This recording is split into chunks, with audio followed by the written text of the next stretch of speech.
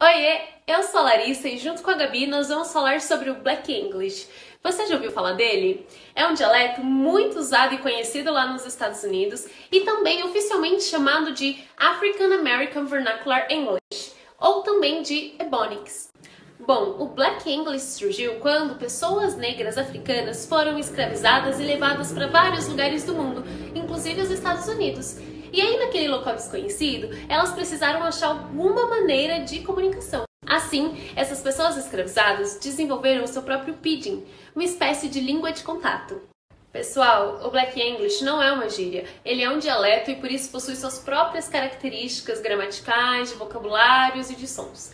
E uma das suas primeiras manifestações culturais foram lá nos corais americanos, em que a gente consegue perceber esse novo dialeto aparecendo dentro da cultura americana. E pessoal, muitas dessas manifestações aconteceram porque os brancos estadunidenses começaram a impor sua própria religião, fazendo com que os escravos começassem a seguir o cristianismo, fossem forçados a seguir o cristianismo. Então, dentro dessas músicas, desses corais que eram religiosos, os negros começaram a incorporar o Black English nas canções. Bom, galera, reparem na música Roll Jordan Roll. Ela utiliza uma das primeiras e principais marcas do Black English, a contração AND, formada pelas palavras am mais not as e utilizada pela primeira vez em 1749. Outro termo bastante conhecido do Black English é o nigga. Nigga surgiu como um termo pejorativo na época da escravidão. Era um modo de você dizer que os negros eram pessoas inferiores, subhumanas. Hoje em dia é muito comum a gente encontrar esse termo em músicas, principalmente de hip hop. Mas hoje, esse termo só é socialmente aceito se ele for dito por pessoas negras. Então, se você é uma pessoa branca e quiser utilizar o termo para parecer mais descolado, isso vai, na verdade, soar muito ofensivo.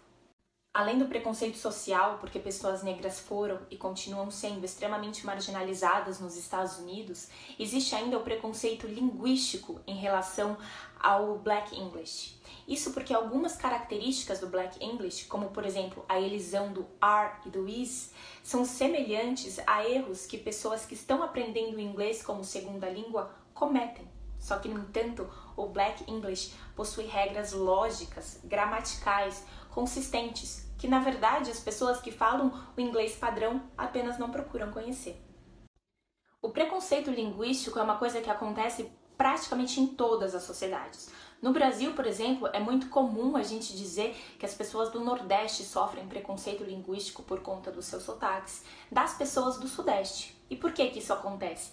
Porque as pessoas do Sudeste se acham superiores intelectualmente às pessoas do Nordeste, simplesmente porque o Sudeste é um polo econômico muito forte do Brasil. Nos Estados Unidos, esse preconceito recai principalmente nos imigrantes e nos negros, porque na formação socio-histórica e cultural do país, foram essas as populações que foram e que continuam sendo marginalizadas.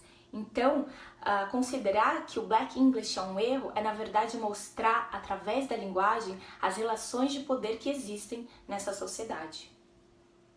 Então, para terminar, a gente queria lembrar vocês de uma coisa muito importante. A língua é, antes de mais nada, identidade e resistência. Não existe um jeito certo ou errado de falar uma língua. E o inglês padrão não é a única possibilidade de falar inglês, tá bom? As línguas, elas são construídas pelos seus falantes. E justamente por elas serem construídas pelos seus falantes, elas estão sempre em constante transformação.